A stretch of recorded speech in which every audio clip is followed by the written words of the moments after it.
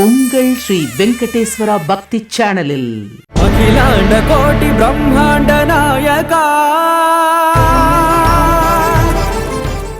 திருமலை திருப்பதி தேவஸ்தானம் சார்பில் உலக நன்மையின் பொருட்டு எம்பெருமான் ஏழுமலையானுக்கு நடைபெறும் ஸ்ரீனிவாச கல்யாண மகோத்சவம் கோவிந்தா கோவிந்தா கோவிந்தா கோவிந்தா கோவிந்தா கோவிந்தா கோவிந்தா கோவிந்தா கல்யாண வெங்கடேஸ்வரா கோவிந்தா கோவிந்தா கோவிந்தா ஸ்ரீனிவாச கோவிந்தா கோவிந்தா கோவிந்தா ஸ்ரீனிவாச கோவிந்தா நிலாவின் நிலையவாச நித்ய கல்யாண கருணாமூர்த்தி கோவிந்தா கோவிந்தா.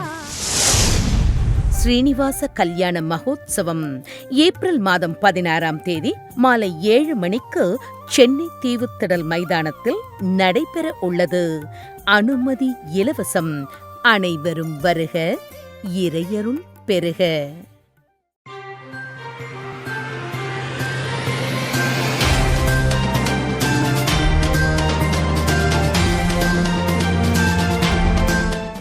மின்னமலம் நேயர்களுக்கு வணக்கம். அதிமுகல அடுத்த கட்ட உள்கட்சி தேர்தல் தயாராகிட்டு இருக்கு.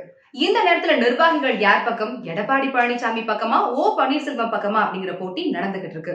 இதோட அடுத்த கட்டம் என்ன அப்படிங்கிற கேள்விக்கு பதில் தேடி மின்னம்பலம் சார்பா விசாரிச்சோம். அப்படி விசாரிக்கும் போது மின்னம்பலத்துக்கு கிடைச்ச தகவல்கள் படி அதிமுகவுடைய உள்கட்சி தேர்தல்களை அடிப்படையாக கொண்டு எடப்பாடி பழனிசாமிக்கும் ஓ பன்னீர்செல்வத்துக்கும் போட்டி நடந்துகிட்டு இருக்கு அப்படிங்கிறது உண்மைதான். இந்த நேரத்துல ஒருவருக்கொருவர் மாத்தி மாத்தி அடுத்தவங்க பாக்கெட்டை பார்த்துட்டு இருக்கு. இந்த நேரத்துல திமுக சத்தமே இல்லாம அதிமுகவோட அடிமடியில கை வச்சிட்டு இருக்கு. அதாவது கடந்த 2021 வருடம் மே மாதத்துல திமுக ஆட்சி பொறுப்பேற்றதுமே அதிமுகவுடைய பல்வேறு கட்ட நிர்வாகிகள் அதிமுக இருந்து விலகி திமுக வந்து இணைஞ்சாங்க. இது பல்வேறு நாளிதழ்கள்லயும் செய்தியா தொடர்ந்து வெளிவந்துகிட்டு இருந்துச்சு.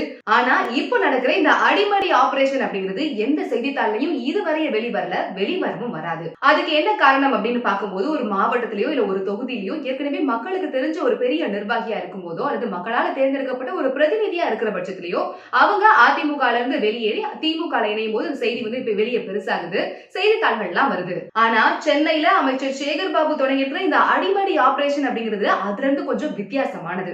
அதிமுக இருக்கிற முக்கிய மூத்த நிர்வாகிகளை வந்துட்டு குறி வச்சு அவங்கள திமுக கொண்டு வரதை விட்டுட்டு அந்த பகுதியில் இருக்கிற திமுகவுடைய பகுதி செயலாளர்கள் மூலமா அதிமுகவுடைய வட்ட செயலாளர்கள், இணை துணை செயலாளர்கள், பாக முகவர்கள் ஆகியவற்றுல சிறந்த நிர்வாகிகளை, அதாவது தேர்தல் நேரத்துல அதிமுகவுக்காக கடுமையா உழைக்கக்கூடிய நிர்வாகிகளை குறி வச்சு அவங்கள திமுகவுக்கு இழுத்துட்டு வர பணிகள் தற்போது நடந்துகிட்டு இருக்கு. இந்த பணிகளை மேற்கொண்டு வராரு சேகர் பாபு. ஏற்கனவே சேகர் பாபு அதிமுக பல ஆண்டுகள் இருந்தவர் அப்படிங்கறதால அவருக்கு களத்துல அதிகமா உழைக்கிற அதிமுகவுடைய அடித்தட்டு நிர்வாகிகளை ரொம்ப நல்லாவே தெரியும். இப்போ அவங்க அதிமுக கண்டுகொள்ளப்படாம விட்டுக்கிறாங்க. இப்போ அவங்கள திமுகவுக்கு கொண்டு வர வளைச்சு அவங்களுக்கு ஏதாவது கோயில்கள்ல சிறப்பு கான்ட்ராக்ட் வைக்கிறது, சின்ன சின்ன கடைகள் வச்சு கொடுக்கிறது, ஜெராக்ஸ் கடை வச்சு கொடுக்கிறது அப்படின்னு அவங்களுடைய வாழ்வாதாரத்துக்கு சின்ன சின்ன உதவிகளை பண்ணிட்டு வராரு சேகர் பாபு. தேர்தலின் போதுதான் மறுபடியும் அவங்கள அதிமுக தேடும். ஆனா அதுக்குள்ளாகவே அவங்கள திமுக கொண்டு வந்துடணும், திமுகவுடைய பலத்தை இன்னும் அதிகரிக்கணும் அப்படிங்கிறது அமைச்சர் சேகர் பாபுவோட திட்டமா இருக்கு. அதிமுக இருக்கிற பெரிய தலைகளை கூறி வச்சு அவங்கள திமுக கூட்டிட்டு வர்றது மூலமா எந்த பயனும் இல்லை அப்படிங்கறத புரிஞ்சுக்கிட்டு தற்போது அதிமுகவுடைய அஸ்திவாரங்கள் மாதிரி இருக்கிற இவங்களை கொஞ்சம் கொஞ்சமா திமுக இருக்கிற வேலைகள் நடந்து வருது. இதை கேள்விப்பட்ட முதல்வர் ஸ்டாலின் சொல்லும் போது இந்த ஐடியா நல்லா இருக்கே, இங்க ஒரு இடத்துல மட்டும் அப்படின்னு இல்லாம தமிழகம் முழுக்க இந்த மாதிரி பண்ணலாமே அப்படின்னு சொல்லிட்டு அவர் இந்த ஐடியாக்கு ஓகே சொல்லியிருக்கிறாரு.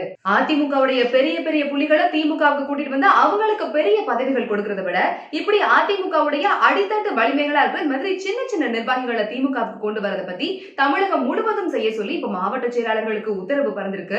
எடப்பாடி பழனிசாமியா இல்ல ஓ பன்னீர்செல்வமா இல்ல சசிகலாவா அப்படின்னு அதிமுக எல்லாரும் அண்ணாந்து பாத்துக்கிட்டு இருக்கும் போது இந்த அடிமடி ஆபரேஷனை கன கச்சிதமா சத்தமே இல்லாம செஞ்சுட்டு வருது திமுக. என்ன நடக்க போகுது தொடர்ந்து பார்க்கலாம். அடுத்தடுத்த செய்திகளையும் உடனடியா தெரிஞ்சுக்கலாம். இந்த வீடியோவை லைக் பண்ணுங்க, ஷேர் பண்ணுங்க, மின்னம்பலம் யூடியூப் சேனலுக்கு சப்ஸ்கிரைப் பண்ணுங்க.